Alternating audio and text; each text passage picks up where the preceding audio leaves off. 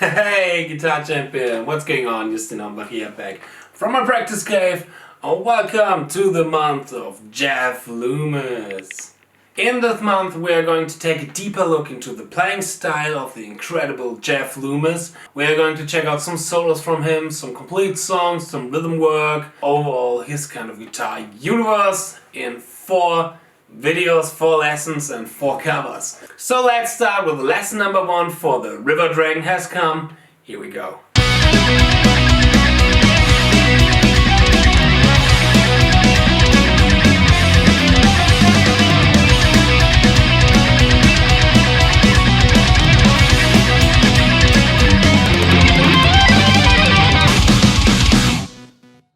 In today's video we're going to take a deeper look into the instrumental diminished part of The River Dragon Has Come. I think this section represents pretty much the way how Jeff is playing with diminished arpeggios, and he's using a lot of sweep picking here, a lot of alternate picking, combining those two, economy picking, a little bit of chromatic idea here. And not only we are going to check out the section, the complete part with the right fingering, or how I covered this with the fingering, and what the right hand is doing here, but we are also going to check out how we can practice this part and how we can bring it up to tempo. Because I think this part is pretty good to train your diminished arpeggios and to bring those up to tempo with this section. Alright, if you want the free tabs for today's video, as always, click the link in the description box. There you can download the free tabs. But before we are starting with the video, let's go to our shoutout section. In the shoutout section I'm going to take 2 comments from my recent videos, going to answer maybe some questions, or just want to say thank you to the community, thank you to you guys, to your listener, to your supporters, to be the reason why this channel is growing every day. And while this channel is growing, I'm able to do more and more videos, and this is pretty awesome. Alright, so let's check out my 2 comments for today. So the first comment is from my cover of The River Dragon Has Come. Click on the I here on the info box to see the full cover. It's from Leonardo Quelle, however you want to pronounce that.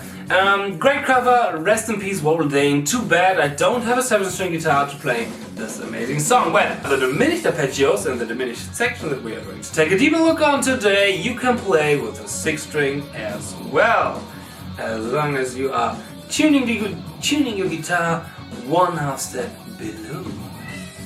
And then I have a comment from Michael Ledig of my Abandoned Unprocessed video, where I explain the main riff of the song Abandoned by Unprocessed. And he's asking me why the voice is only on the left. Well, this was because the jack of my microphone here wasn't plugged in pretty well.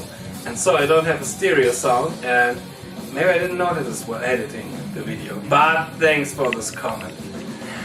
But I want to shout out another comment from Quantum Dave for my Jason Becker Mabel's Fable picking exercise. Incredible lesson, based arrangement for the left hand. Yes, this is a pretty good idea and lesson for the left hand. Thank you for your comment, Dave, and thank you for all of your support and all of the other people who are commenting my videos. And if you want to get shout-outed in my shout-out section, then just feel free to leave a comment. And without further ado, let's start with today's lesson. Cheers! So first of all, I have a standard tuned guitar here just for demonstration purpose, and as you might know, Jeff Loomis is in his time of playing with Nevermore using always a guitar which is down tuned to 1/2 step. So if you want to play along with Jeff to the original recording, take a guitar which is down tuned 1/2 step below, but as I said, for demonstration purpose and for this lesson I have here a standard tuned guitar. So this is my normal E. Alright, now let me play the sequence first slow. Here we go.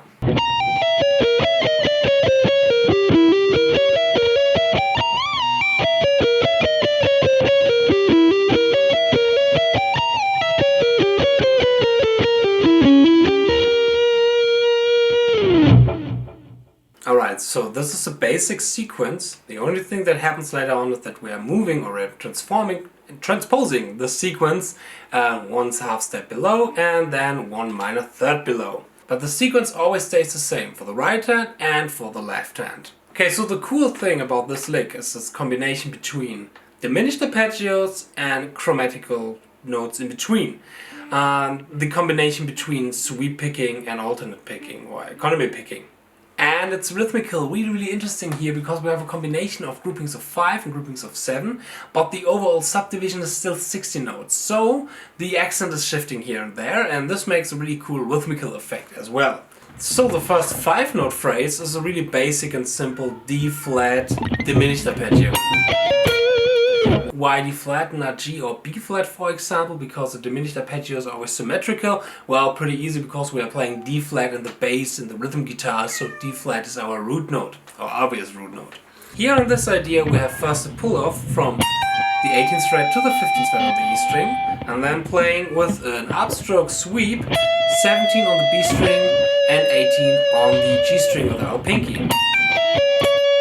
And then we are pulling to the 15th fret on the G string. So we have pick, pull, sweep, sweep, pull.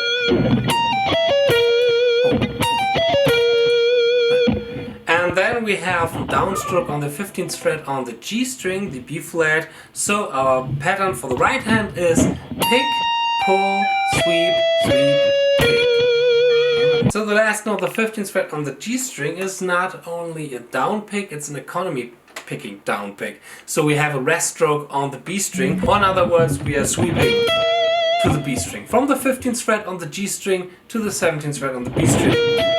Now, here's really important that we are now playing the 17th fret on the B string with our pinky and not anymore with our ring finger, because we have to make a transition shift from the 15th fret to the 14th fret, because we are now playing this chromatical idea.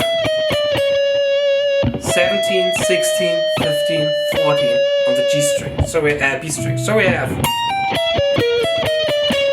this idea. So after the chromatical idea, we are switching between the 14th fret on the B string and the 17th fret on the G string with outside picking. So we have upstroke, downstroke, upstroke, and then we're not going back on the 17th fret on the G string, but instead on the 15th fret on the G string, and outlining again the diminished arpeggio that we have here. So now we are playing this kind of little sweep from the 15th fret on the G string to the 17th fret on the D string.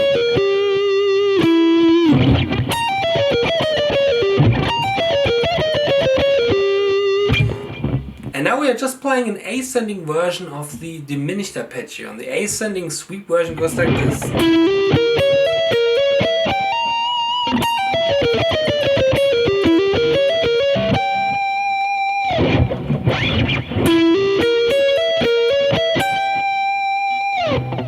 And herefore we have this kind of hammer-on, sweep, sweep, hammer-on, sweep, sweep idea. And we're starting on the 14th fret on the D string, hammering to the 17th fret on the D string. Then we are sweeping from the 15th fret to the 14th fret over the G to the B string. And hammering to the 17th fret on the B string. Sometimes, or some people more like to play this one with an upstroke as well. But I'm more like the hammer-on guy. So I have a little bit more time in my right hand to switch from the G string, from the B string to the G string, because there's the point where we're starting our next sweep idea. And this is basically also just simple in diminished arpeggio, ascending, but the fingering here is a bit different because of the tuning between the B and the G string. So we are now playing 15th fret, 18th fret, and then with the ring finger 17th fret, 15th fret on the E string, and 18th fret on the E string. So let me play this section completely.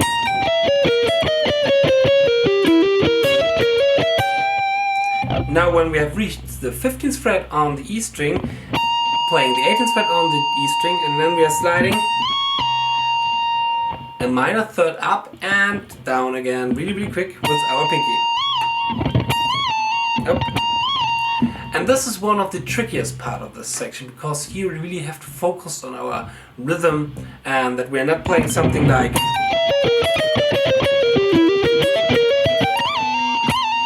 this. So we really need to focus on the rhythmical concept behind that we're still playing 60 notes but with a slide. And when you're doing slides, it's a bit different from the timing and from the feeling here, because we need a little bit of time to go from one place and sliding to the next place and going back again. So we had to keep that in our mind, that we're not playing as something like this, but we are playing more like this one here. So the time where we are staying on the 21st fret here is a little bit shorter than usual when we would play it as normal 60 notes, not with a slide in between.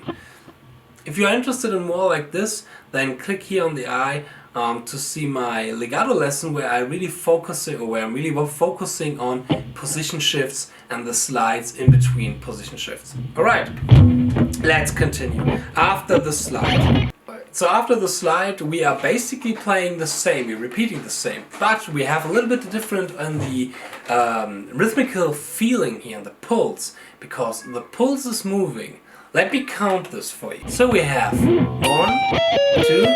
3, 4. 1, 2, 3. So the second time when we are repeating this, we are starting on the 3, not on the 1 anymore. So here our pulse, our accent are moving, are shifting a lot. And this makes rhythmical wise a really pretty cool idea. So that the second section here sounds like a different sequence, like a different idea, but it's basically the same, just shifted from the pulse. Not starting on the 1 anymore, but now starting on the 3. Alright, so we're just playing the same. Sorry. Now when we have reached the 15th fret now, we're starting to the 15th fret with our pinky.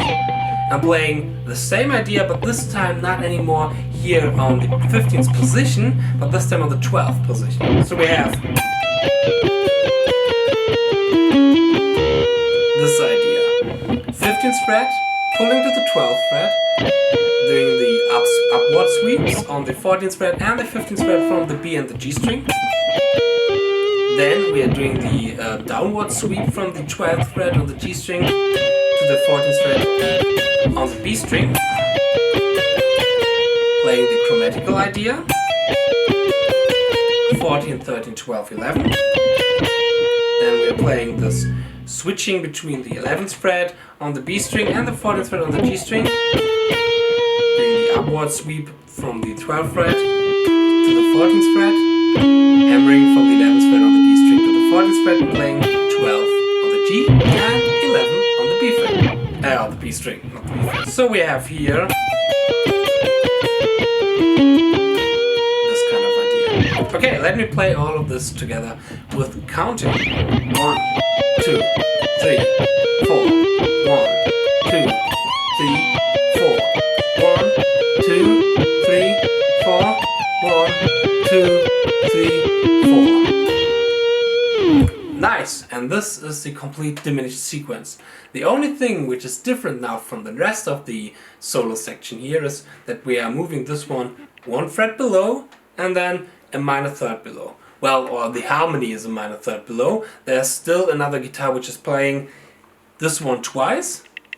But for myself on the cover I go down here on the 15th and the 12th fret. So in total I have this idea. Now how do I practice this? How can I get this one up to tempo? From this kind of idea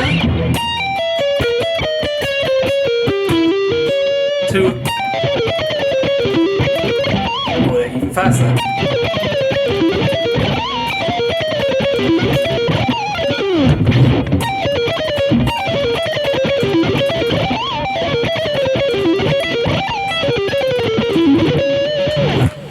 So, I practice this up to tempo, not in playing the complete section. Well, the section, therefore, that we're playing 60 notes is pretty good to, I would say, play with or practice with the system. So, for example, you could take the complete section and practice starting it slow on, let's say, 80 BPM and then going up to the, I think it's 160 or something like that from the tempo. But I would also recommend to get the highest tempo that you have, where you're starting to feel stiff, where you're feeling to make tension in your arm. So the highest section where you're feeling yourself, so the highest tempo where you're not really feeling more comfortable anymore. It's good to get a little bit out of the comfort zone here when it comes to tempo. And not playing the complete section, but breaking up the section, about breaking up this kind of lick and idea into smaller sections. For example, the first 5 notes. Playing this. over and over, like a little burst, and really focusing on am I tight? What is clean here? Is there any noises or any strings ringing along while I'm playing this? Do I hear every note? Do I pick every note? So in this way you can focus on every individual problem that every section has, and it's pretty good for our chunking system. If you don't know what chunking is, go check out Troy Grady, Cracking the Code, Chunking, etc, etc. It's pretty awesome. And so we can focus on those sections, those individual finger ideas and finger groupings, and focus on their problems. Like for example here on this kind of sweep idea, you can focus on, is my pull-off in time? Am I playing a 60 note as a pull-off, or I'm playing more like this? A little bit over-exaggerating here right now, but you get the point. Or do I'm playing it pretty... everything nice and clean? Do I have any strings ringing along? And after that, we're going to the next section, the next 4-note phrase, the chromatical idea. And here you can check, okay, am I playing every note? Is everything kind of legato, or I'm playing it more like this? With a little. Am I binding every note from one note to each other, or are there any gaps in between? Or do I hear the B string ringing in between? Like this, for example, when I'm playing it first. Just for example. And then I focus on this kind of section. Then I'm trying to combine those two sections, but not with playing the complete two sections, but more focusing on the transition from one section to the next section. And this is this one here. So for example, I practice only this kind of idea. Getting my fingers ready for the next section, getting used to play here the 15th fret, the 17th fret on the B string with the pinky. And then I'm trying to expand those kind of sections. Do I have the right picking still, or is there something in my right hand wrong? For example, that was not right. I've played the first note of this section with an upstroke and not with the sweep picking here. That was right again. And then continuing and expanding the lick more and more. And then going to the next phrase, the next idea. This one here, this kind of sweep and hammer-on idea.